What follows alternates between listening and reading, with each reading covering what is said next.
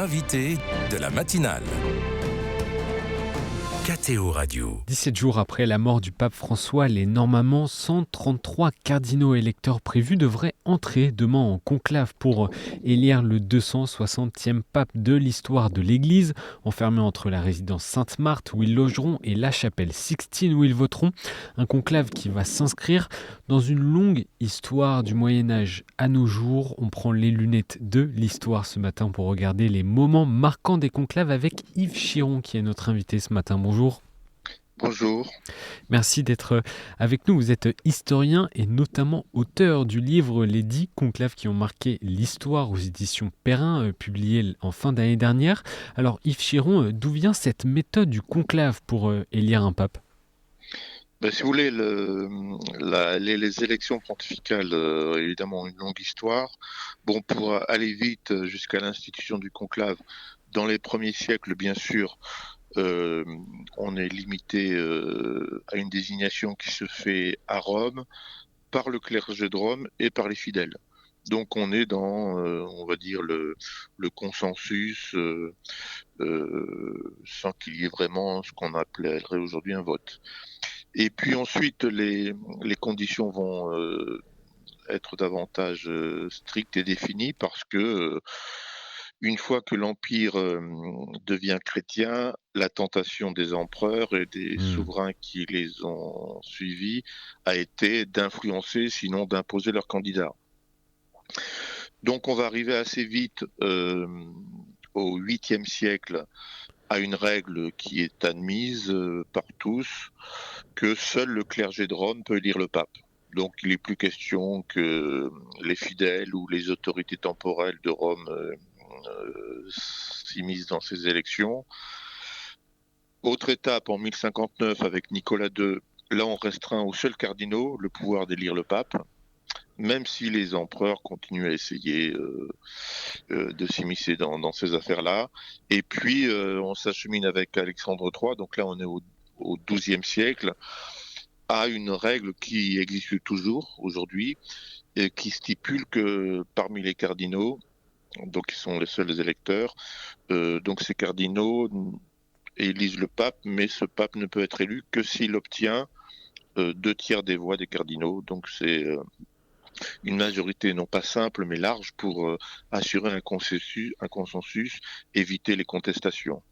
Et enfin avec Grégoire X, donc avec la constitution de 1274, là on a la mise en place réelle officielle du conclave, c'est-à-dire de l'espace restreint, conclavé, donc fermé, où les cardinaux se réunissent pour désigner le pape et où ils ne sortent qu'une fois le pape élu. Quel est le sens de cet enfermement ? Eh bien justement pour à la fois que les cardinaux soient protégés des interférences extérieures, que ce soit un souverain ou même la population qui fait pression sur eux pour faire élire tel cardinal plutôt que tel autre. Et puis l'idée que, en étant reclus dans un espace, l'élection pourra être peut-être plus rapide. Ce qui s'est avéré généralement vrai, mais pas toujours. Et depuis quelle époque l'élection du pape est davantage vécue, comme on l'entend encore pour ce conclave, comme un acte spirituel et liturgique et moins politique ? On parle d'ailleurs aujourd'hui de célébrer un conclave aujourd'hui. Oui, effectivement.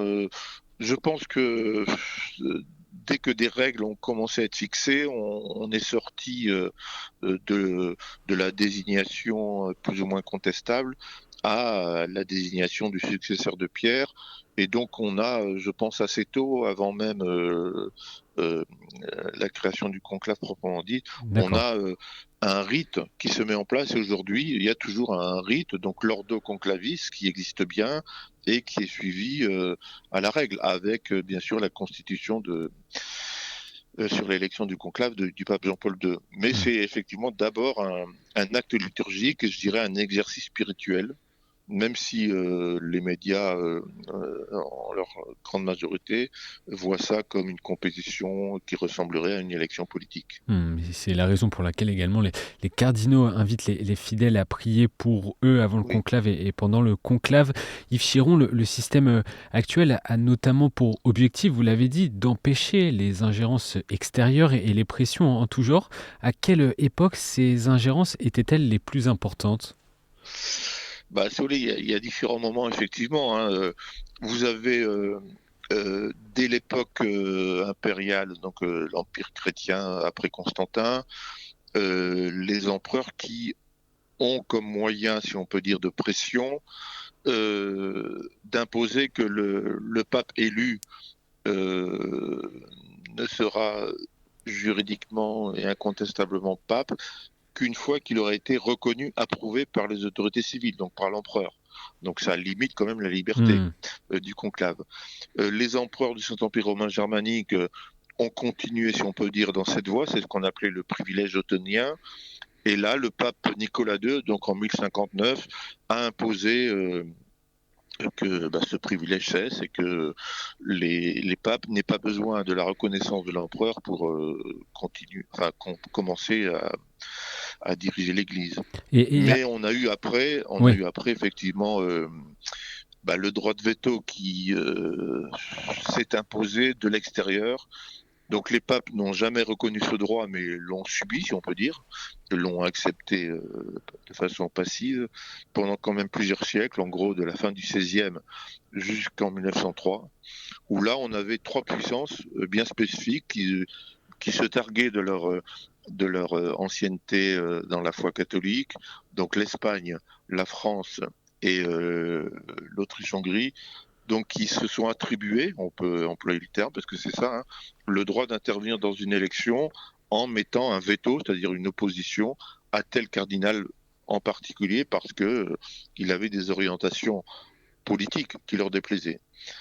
Et à l'élection de 1903, donc c'est à la fois ancien mais assez récent quand même, au regard de toute la longue C'est histoire de récent, oui. l'Église. En 1903, l'Autriche-Hongrie sort son veto contre un cardinal, Rampolla, qui lui déplaisait pour différentes raisons. Et donc ce cardinal, finalement, ne sera pas élu, même s'il n'est pas exclu du conclave, il perd des voix suite à ce veto. Et finalement, c'est un autre qui est élu, le pape Sarto, enfin le cardinal Sarto, qui deviendra Saint-Pie X. Et ce pape, justement, qui a accepté l'élection, mais qui a été évidemment choqué par cette intrusion de l'Autriche-Hongrie, prend, dès qu'il est élu, une constitution pour interdire, mettre fin à ce droit de veto, mettre fin aux ingérences des puissances temporelles dans le conclave et stipuler que toute intervention extérieure Hmm. serait punie par l'excommunication et que l'élection serait considérée comme invalide.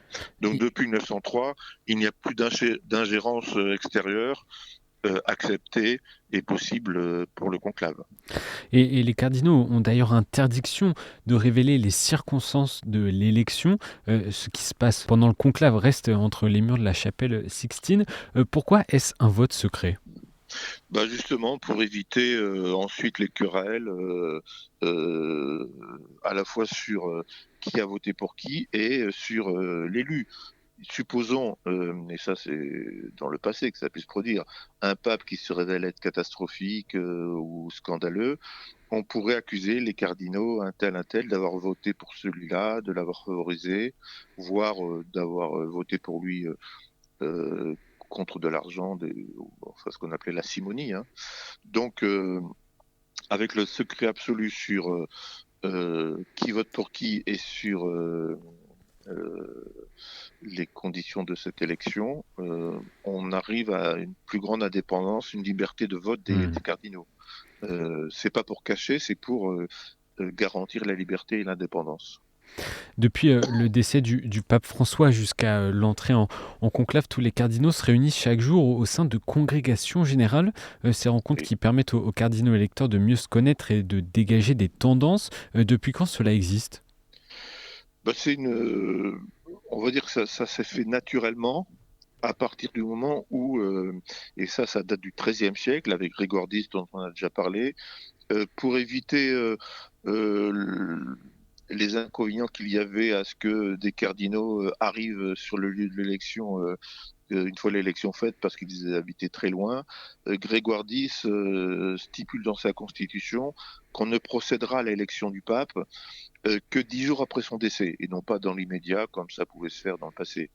Et donc faire en sorte que ceux qui sont dans des pays lointains aient le temps d'arriver à Rome ou dans la ville où se déroule l'élection. Et donc à partir du moment où le pape meurt, on a un rite liturgique de 9 jours, et puis 10 jours avant l'élection du pape, on a forcément des papes qui sont sur place parce qu'ils appartiennent à la curie ou qui arrivent progressivement, qui se réunissent pour discuter entre eux.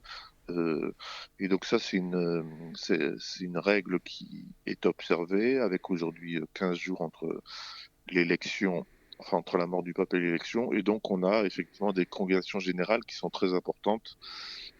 D'abord pour que les cardinaux se connaissent entre eux, puisque leur nombre est de plus en plus important, beaucoup ne se connaissent pas, et aussi puissent discuter librement des grands problèmes qui leur semblent se poser, des perspectives qui s'imposent, mais en considérant que il faut surtout pas considérer que dans ces congrégations générales, des cardinaux se portent candidats ou que des programmes soient définis ou que des noms soient avancés. C'est pas une campagne électorale telle qu'on connaisse les démocraties. C'est une concertation, une réflexion commune, un débat, parce qu'il peut y avoir des opinions contradictoires, mais ça reste un moment très important et qui prépare l'élection proprement dite avec l'entrée en conclave. Et une dernière question, Yves Chiron, pour conclure cette interview. Ça va vite, on aurait plein de questions à vous poser, mais vous qui avez épluché l'histoire des conclaves, est-ce qu'il y a un conclave extraordinaire qui ressort à vos yeux ? Je dirais que ça dépend de quel point de vue on se place. D'un point de vue historique, avec les intrusions des puissances étrangères qui mettent des vétos, qui empêchent parfois un saint cardinal d'être élu, ça s'est passé, ou alors des conclaves où très rapidement un nom s'impose. Oui, c'est le cas avec Pie XII en 1939, dans un contexte historique très particulier, avec la guerre qui menace, la Deuxième Guerre mondiale. Un cardinal Pacelli qui a été le secrétaire d'État de Pie XI, qui a eu un rôle important dans ce pontificat de Pie XI, notamment en collaborant à des encycliques contre le nazisme, contre le fascisme, que Pie XI a désigné plus ou moins comme son successeur le plus souhaitable, et qui est élu effectivement très rapidement, puisqu'il est élu avec 3 scrutins, donc 3 votes. Et donc en 2 jours l'élection est faite à une large majorité. Donc c'est un pape qui a fait démentir l'adage que qui entre pape au concile en sort cardinal. Lui, il est entré comme le plus possiblement pape, et il en est sorti pape. Et on verra donc ce qu'il en est à partir de demain pour l'entrée en conclave à Rome. Merci Yves Chiron pour ces explications et ces anecdotes qui vont nourrir notre lecture des prochains jours et un peu notre imaginaire aussi. Je rappelle le nom de votre ouvrage, Les 10 conclaves qui ont marqué l'histoire, aux éditions Perrin. Encore merci à vous et bonne journée. Je vous remercie.